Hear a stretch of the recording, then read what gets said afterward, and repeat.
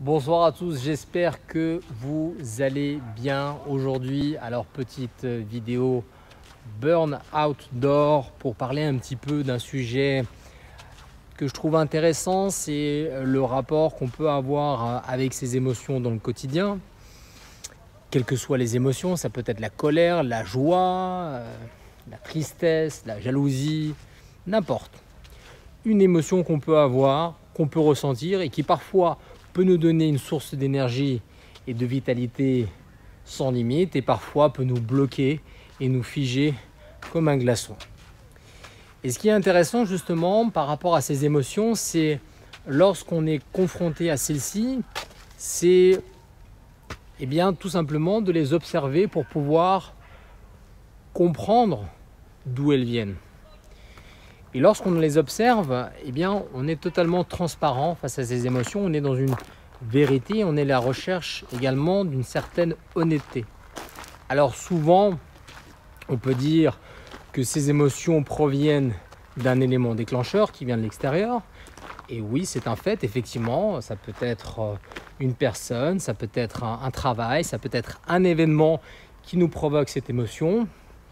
Mais ce qui est intéressant de savoir, ce n'est pas de pointer le doigt sur l'élément déclencheur, mais plutôt de pointer le doigt sur notre émotion la plus profonde qu'on a ici en nous et de se dire d'où ça vient, pourquoi on ressent cela et qu'est-ce qui fait qu'on réagit ainsi.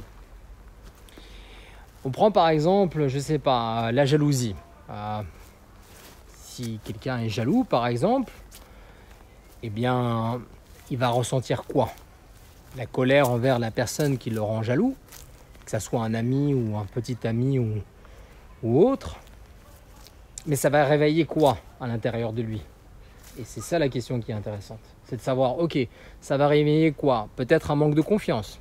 Ok. Et ce manque de confiance, peut-être c'est lié également à un manque d'estime de soi.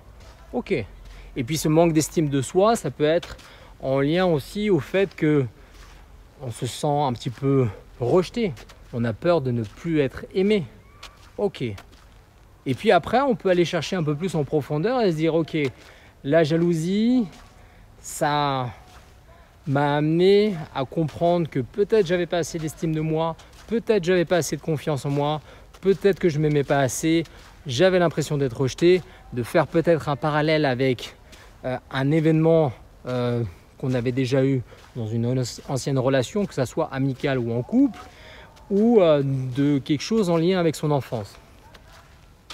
Et d'aller chercher ces pistes-là, soit tout seul, soit avec une aide, ça va permettre de pouvoir éclaircir mieux cette situation et après de pouvoir trouver des outils pour pouvoir par la suite trouver des moyens pour se protéger face à cette jalousie par exemple et après de pouvoir rebondir par la suite et pas rester figé un jour, 2 jours, une semaine, un mois à cause de cette jalousie.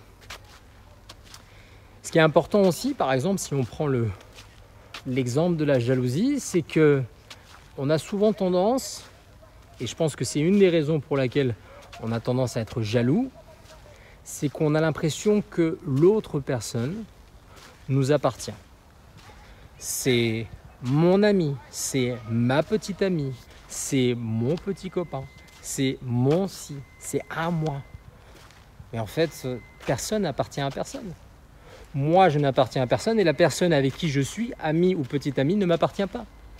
Et à partir de là, si je commence à réfléchir ainsi, je vais accepter quelque chose qui va me détacher un petit peu plus de cette personne, tout en gardant des liens d'amour ou d'amitié.